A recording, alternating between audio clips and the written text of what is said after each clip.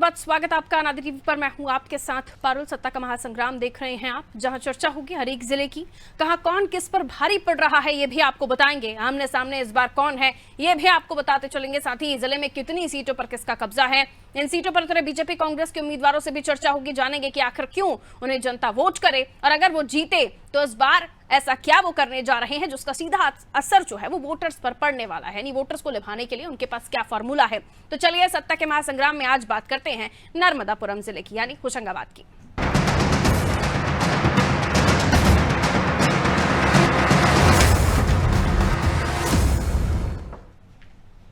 नर्मदापुरम जिला, इस जिले को पहले होशंगाबाद के नाम से पहचाना जाता था। इस जिले में कुल 4 सीटें हैं और ये जिला बीजेपी का गढ़ बना हुआ है। इसकी सभी सीटों पर बीजेपी का कब्जा है, लेकिन इस बार यहाँ चुनावी जंग पहले जैसी रहने वाली नहीं है। बीजेपी और कांग्रेस ने नर्मदापुरम को जीतने के लिए एड़ी चोटी का जोर लगा दिया है, खासकर जिले की होशंगाबाद सीट पर। इस सीट पर 2 भाइयों के बीच मुकाबला होगा। यहाँ से बीजेपी ने वर्तमान विधायक सीताचरण शर्मा को फिर से चुनावी मैदान में उतारा है, तो कांग्रेस ने बीजेपी छोड़कर आए गिरिजा शंकर शर्मा को टिकट दिया है। गिरिजा शंकर शर्मा सीताचरण शर्मा के सगे भाई हैं। वहीं बात अगर सिवनी मालवा सीट की करें तो सीट पर अब तक 10 चुनाव हुए और पिछले 3 चुनाव से बीजेपी ही जीतती आ रही है। बीजेपी ने यहां भी वर्तमान विधायक प्रेम शंकर वर्मा को टिकट देकर मैदान में उतारा है, जिनकी टक्कर कांग्रेस के अजय पटेल से होगी। इसी तरह पिपरिया और सोहागपुर में भी मुकाबला जो है वो काफी रोचक होने जा रहा है। और इन 4 सीटों पर अब की बार जनता किसके साथ है ये तो आने वाले समय के साथ साफ हो ही जाएगा। लेकिन सत्ता के महासंग्राम में नर्मदापुरम जिले की 4 सीटों पर हम पड़ताल करने जा रहे हैं और 4 सीटों पर किस तरह के समीकरण बढ़ रहे हैं। अब चूंकि चुनाव बहुत ज्यादा दूर नहीं है और इसलिए ये जानने की कोशिश होगी कि अभी माहौल क्या बन रहा है। उसके लिए हमारे सहयोगी भी हमारे साथ जुड़ेंगे। तो मध्य प्रदेश में नर्मदापुरम जिला, जिसकी हाई प्रोफाइल सीटों में से माना जाता है, हॉट सीट कही जाती है होशंगाबाद सीट, और खासकर इस बार इसलिए भी हॉट सीट हो गई क्योंकि दोनों भाई आमने सामने हैं। अब तक 33 सालों से बीजेपी को जिताने के लिए दोनों भाई काम कर रहे थे, अब दोनों ही आमने सामने हैं। वहीं अगली सीट की हम बात करें तो पिपरिया विधानसभा सीट आप देख रहे हैं। होशंगाबाद जिले का क्या समीकरण है ये भी आपको बताएंगे। सिवनी मालवा जिला, जहां पर प्रेम शंकर वर्मा विधायक थे, उन्हें ही रिपीट किया गया है, बीजेपी की तरफ से उन्हें ही टिकट दिया गया है। सोहागपुर की बात करें तो सोहागपुर में पुष्पराज पटेल को चुनावी मैदान में उतारा है। पिपरिया की हम बात करें तो वीरेंद्र वेलवंशी, जिन्हें चुनावी मैदान में कांग्रेस ने उतारा है। बीजेपी से आपको बता दें लगभग उन्हीं उम्मीदवारों को उतारा गया है जो जीते हैं, और कांग्रेस ने अपने नामों को भी बदला है। देखिए सरताज साहब, पहले हम सिवनी मालवा की बात करें तो 2013 में उन्हें लड़ाया गया था। 2018 में सरताज साहब कांग्रेस में चले गए थे, लेकिन उन्हें हार का सामना करना पड़ा था और सीताचरण शर्मा होशंगाबाद विधानसभा से जीत गए थे। देखिए नर्मदापुरम जिला नर्मदा नदी के किनारे बसता है।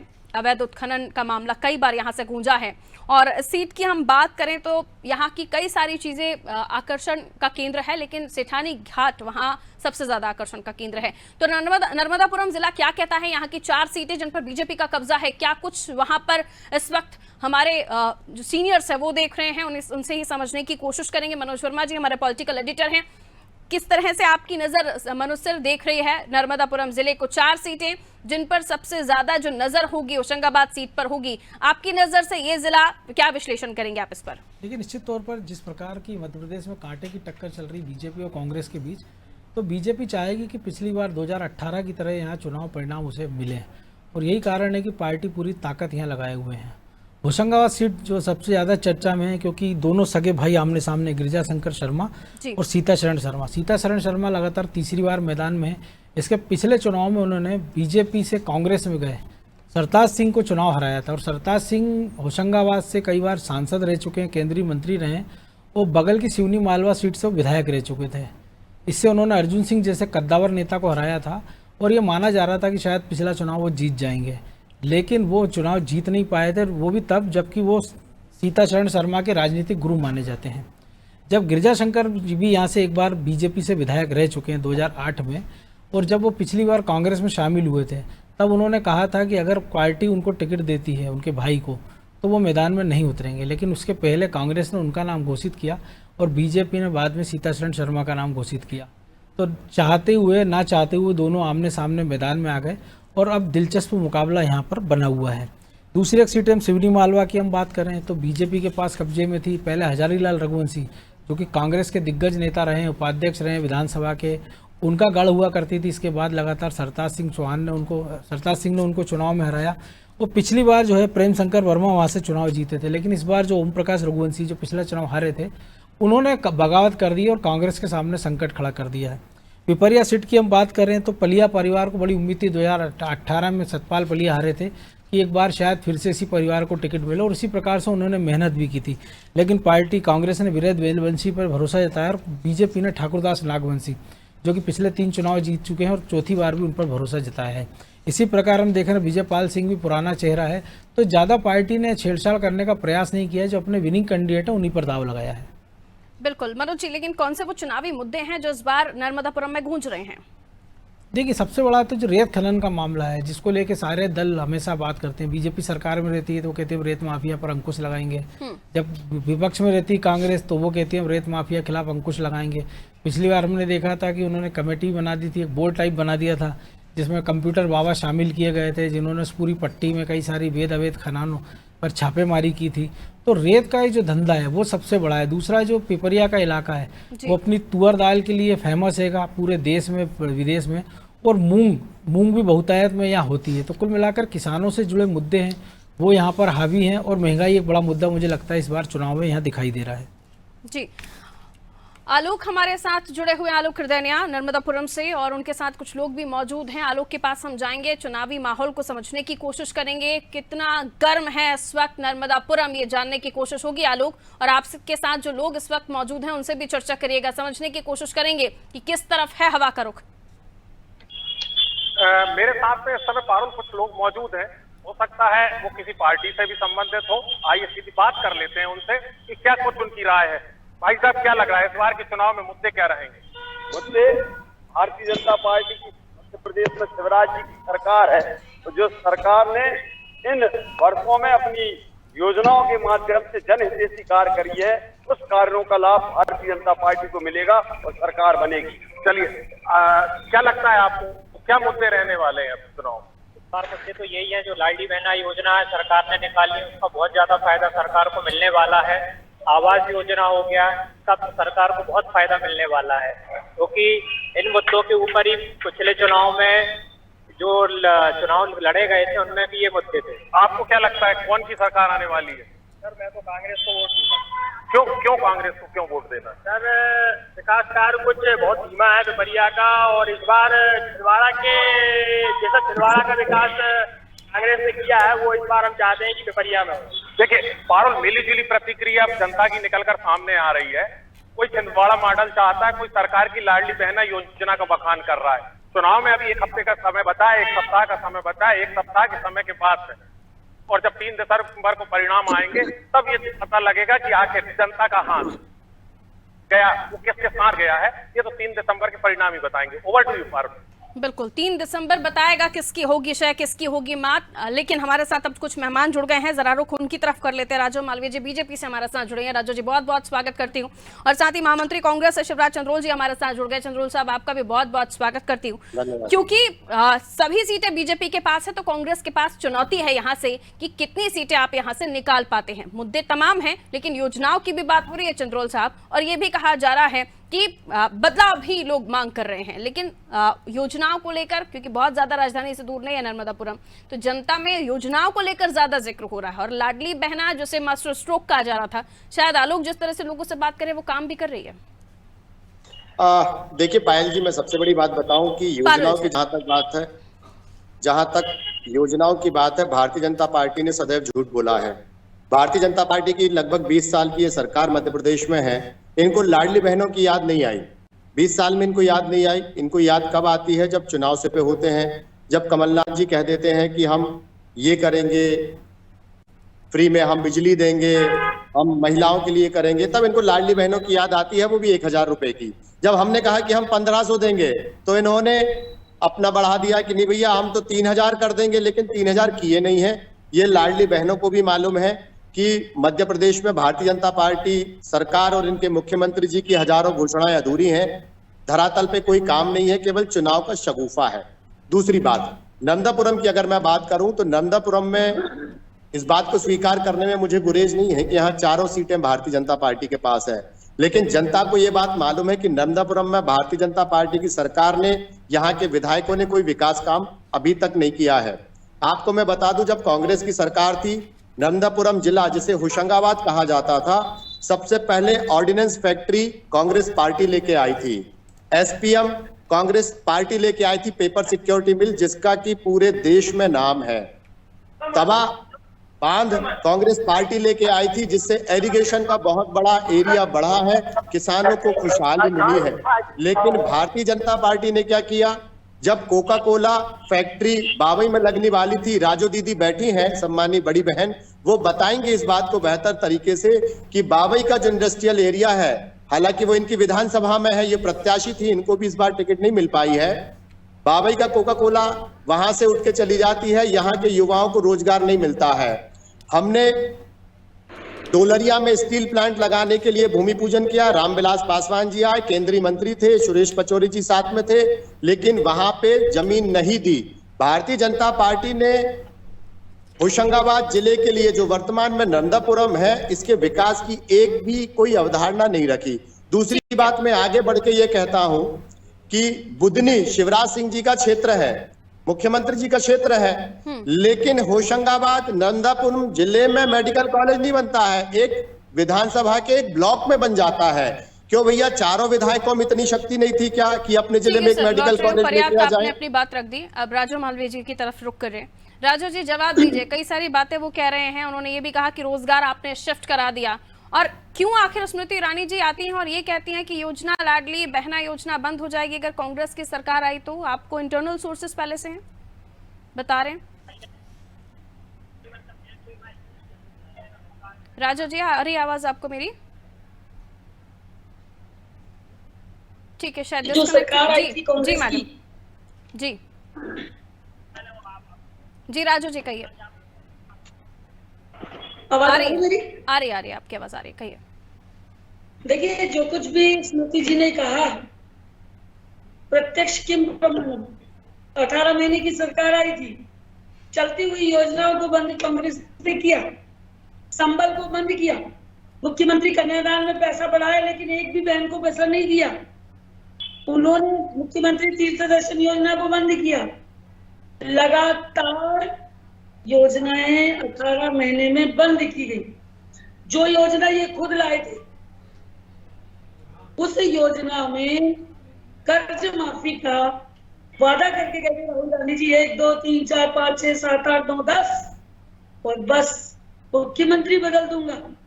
आप ये बताइए कि मैं शिवराज जी बैठे हैं, मैं उनसे ही पूछना चाहूंगी कि मेरे भाई जिस कर्ज माफी का वादा लेकर सरकार में आए थे, उस कर्ज माफी के लिए आपने कितने बजट में धन का प्रावधान किया, ये तक आप विधानसभा में नहीं बता पाए। रही बात काम की, शिवराज ने काम गिनाए, 60 साल में 3 काम दिख गए। जो भारतीय जनता पार्टी ने किए हैं वो यहाँ की जनता को दिख रहे हैं, मैंने नहीं। आलोक जी ने जो पूछा उसमें उनको जवाब मिल गया। और लाडली बहना की बात उन्होंने कही कि वो अभी लेके आए, हम तो 2007 में लाडली लक्ष्मी भी लाए। आज इतनी बड़ी संख्या में लाडली लक्ष्मी बेटियां हमारी जो 6 महीने की थी उस समय आज कॉलेज गोइंग हो गई। हम तो कन्यादान भी लेके आए, हमने तो बेटियों का विवाह भी कराया और विवाह कराया, और जो आपने राशि बढ़ा करके वचन दिया था।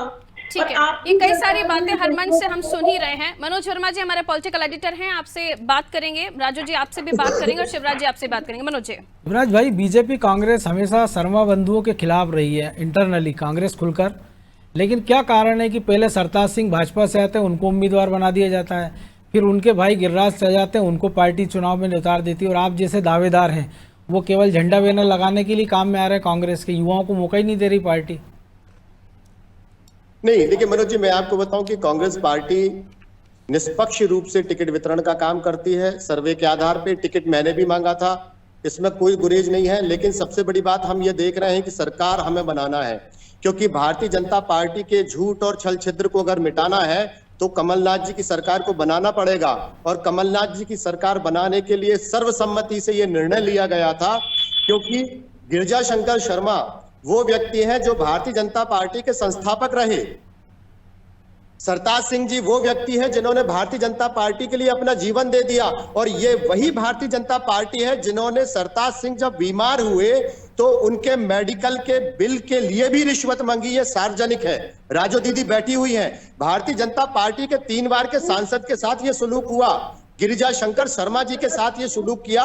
उनके भाई को ये टिकट नहीं देना चाहते थे, डॉक्टर सीतासरण शर्मा को, लेकिन जब गिरिजा शंकर शर्मा जी को टिकट मिली तो भारतीय जनता पार्टी ने ऊहापोह में गिरिजा शंकर सीतासरण शर्मा जी को टिकट दे दी। ये भाई को भाई के साथ लड़ाने वाली पार्टी है, ये जाति और धर्म के नाम पे लड़ाने वाली। लेकिन यही काम तो आपने भी सागर में किया ना, कि शैलेंद्र जैन के सामने पहले उनकी बहू को उतार दिया आपने। देखिए मनोज जी, सबसे बड़ी बात यह थी कि गिरिजा शंकर शर्मा जी ने यह कहा था कि मैं होशंगाबाद से चुनाव नहीं लड़ूंगा क्योंकि मेरे भाई लड़ते हैं, लेकिन भारतीय जनता पार्टी ने षड्यंत्र पूर्वक डॉक्टर साहब को टिकट दी। वो क्यों दी? क्योंकि भाई को भाई से लड़ाने का काम करना था। और दीदी जो बात कर रही थी, मैं आपकी पूरे सम्मान के साथ आपको मैं जवाब दे दूं। दीदी, मैं हालांकि आपको जवाब नहीं दूंगा, छोटा भाई हूं आपका, लेकिन फिर भी मैं आपको बता दूं कि आप शुचिता की राजनीति करते हैं। भारतीय जनता पार्टी के प्रवक्ताओं की तरह आप झूठ मत बोलिए। 27 लाख किसानों का कर्जा माफ हुआ था और उसकी सूची मुख्यमंत्री जी को पीसी शर्मा, सुरेश पचौरी जी ने। दीदी मुझे बात करने दीजिए, मुझे बात करने दीजिए। मैं आपके बीच में नहीं बोला था, मैं आपके बीच में नहीं बोला था। 27 लाख किसानों की सूची पीसी शर्मा जी, सुरेश पचौरी जी ने मुख्यमंत्री जी को दी थी। विधानसभा में इस बात को कृषि मंत्री ने स्वीकार किया था कि किसानों का कर्जा माफ हुआ है। लाडली बहनों की अगर आप बात कर रहे हैं, लाडली लक्ष्मी की अगर बात कर रहे हैं, तो लाडली लक्ष्मी में 1 रुपए नहीं दिया। आप 25,000 रुपए कन्यादान में देते थे, हमने बढ़ा के 51,000 किया। पहले हम जवाब राजू जी आपसे ले लेते हैं। करने वाले हैं उसको। तो भारतीय जनता पार्टी ने विकास नहीं किया था। आप 3 अपने काम गिना दीजिए जो भारतीय जनता पार्टी ने होशंगाबाद के लिए किया है। आपने ठीक है, काफी कृषि लंबा हो गया। विज्ञान महाविद्यालय को भी शिफ्ट करवा दिया यहाँ से। साहब काफी लंबा हो गया, रुक जाइए, राजू जी को बोल लेने दीजिए।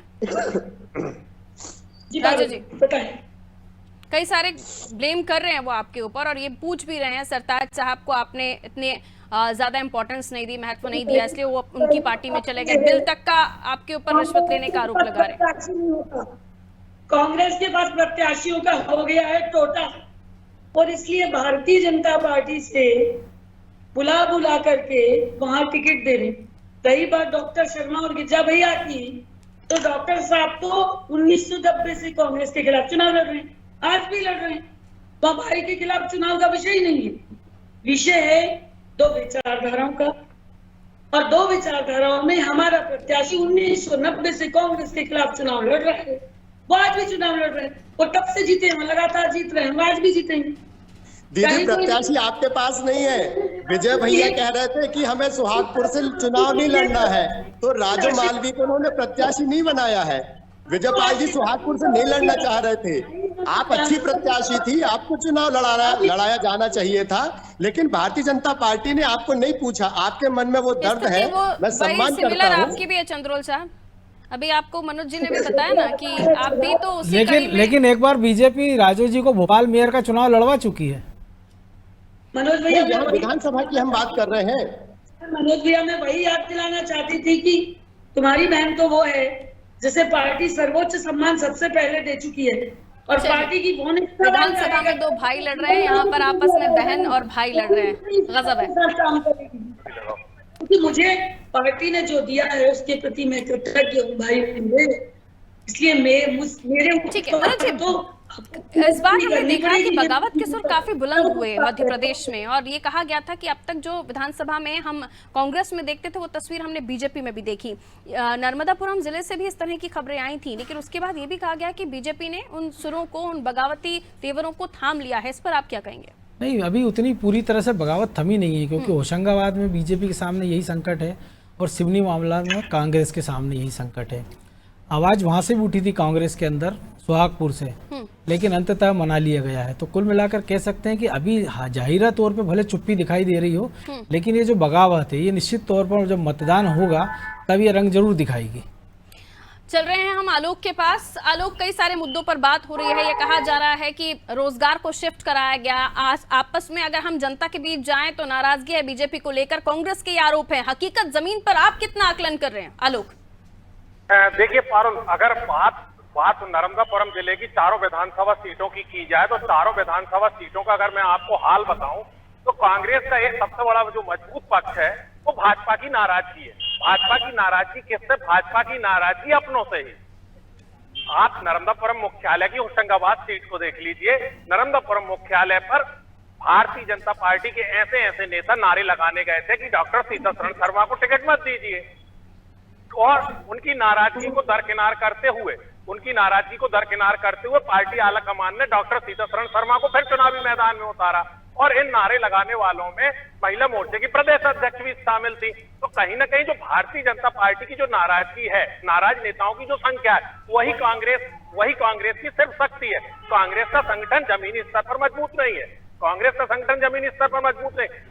का जो संगठन है या कांग्रेस के जो नेता हैं वो भाजपा के नाराज नेताओं की सवारी कर रहे हैं, और उसी के दम पर होशंगाबाद जिले में चुनाव जीतने का दावा कर रहे हैं। भगवान श्री राम का वनवास 14 वर्ष में खत्म हो गया था, लेकिन पिपरिया विधानसभा में कांग्रेस का जो वनवास है इस सीट पर चुनाव में खत्म होने का नाम ही नहीं ले रहा है। बहरहाल इस बार जो चुनाव की जो परिस्थितियां हैं वो कुछ बदली हैं, और उन बदली हुई परिस्थितियों के कारण ही कांग्रेस इतना दम भर रही है कि हाँ, हम फील्ड पर मजबूत हैं, हम बूथ पर मजबूत हैं, हम पन्ना प्रमुख में मजबूत हैं, लेकिन वो मजबूती सिर्फ भारतीय जनता पार्टी के नाराज नेताओं के कारण ये मजबूती है। ठीक है, बहुत इंपॉर्टेंट बात रखी आपने। मैं दोनों से 30 सेकंड में जवाब ले लेती हूँ, उसके बाद आप दोनों की बातों का विश्लेषण मनोज जी के पास।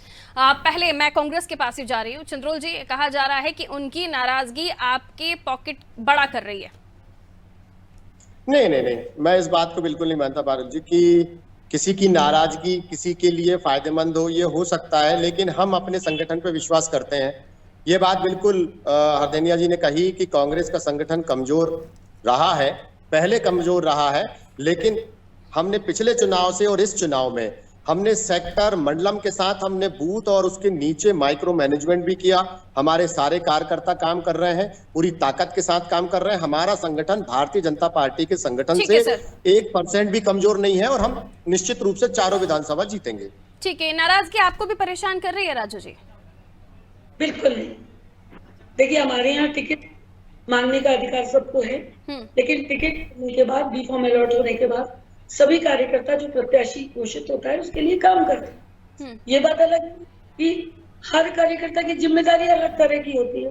कोई मैदान में होता है, कोई बैक ऑफिस में होता है, कोई प्रदेश की जिम्मेदारी संभालता है, कोई जिले की जिम्मेदारी संभालता है, जो कोई बूथ पे जाके वोट मांगता है।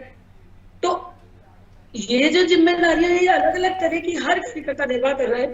और जिनकी आपने चर्चा की आलोक जी ने, अगर मैं महिला मोर्चे की प्रदेश अध्यक्ष की बात करूं तो कल मैं स्मृति जी की सभा में संबोधित कर रही थी, परसों में निरंजन ज्योति जी के साथ थी, उसके एक दिन पहले व्यापार संगठन की संभल गए हैं, कुछ संभाले नहीं संभल रहे हैं, स्थितियां कुछ ये भी हैं। अब आने वाले समय में देखना ये होगा कि 3 तारीख को जब नतीजे आएंगे आप लोगों की बातें धरातल पर कितनी खरी उतरती हैं। बहुत बहुत शुक्रिया आलोक, आपका भी, राजू जी आपका भी। मैं मनोज जी के पास जा रही। मनोज जी, सभी की बातें हम सुन रहे हैं, लेकिन जनता के मूड को टटोलने के लिए आलोक हमें बता ही रहे थे कि स्थितियां वहां पर ये हैं कि बीजेपी के पक्ष में फिलहाल हवा चलती हुई दिखाई दे रही है, लेकिन बीजेपी के अंदर खाने जो नाराजगी वो कांग्रेस को फायदा दे सकती है। संगठन बढ़ाना, ये कहा गया था कि कमलनाथ जी माइक्रो मैनेजमेंट तक पर ध्यान दे रहे हैं, माइक्रो लेवल पर जाकर प्लानिंग कर रहे हैं, लेकिन आलोक ने सारी पोल खोल दी। ये देखिए, कांग्रेस में हमेशा ये बात होती है, क्योंकि जब दीपक बावरिया प्रभारी बने थे तो सबसे पहले वो बीजेपी के पन्ना प्रमुख के जवाब में मंडलम सेक्टर की उन्होंने बात की थी। हालांकि इसके बाद वो लंबे समय रहे नहीं, उनके बाद 2 प्रभारी मध्य प्रदेश में कांग्रेस ने बदल दिए हैं। जहाँ तक बीजेपी की हम बात कर रहे हैं तो लगभग 66,000 बूथों पर वो बात कर रहे हैं कि 13 लाख कार्यकर्ताओं की तैनाती की उन्होंने।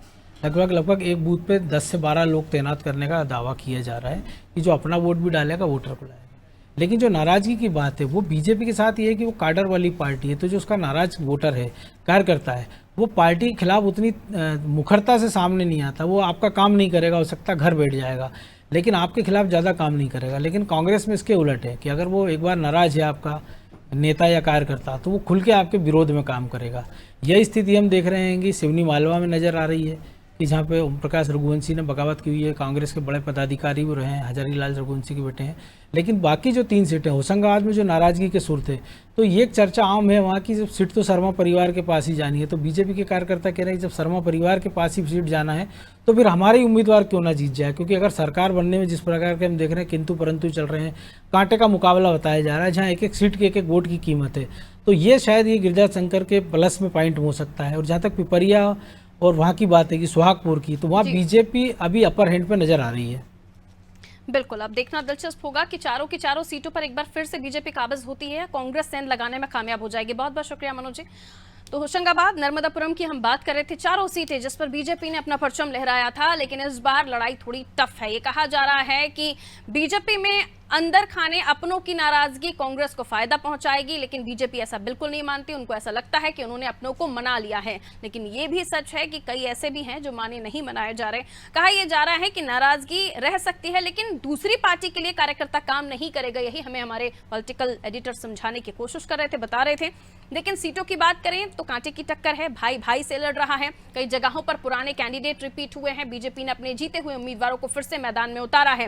विश्वास चौथी बार भी, आपको बता दें, ठाकुरदास नागवंशी पर किया गया है, जो चौथी बार भी क्या हैट्रिक लगाएंगे नागवंशी, ये देखना दिलचस्प होगा।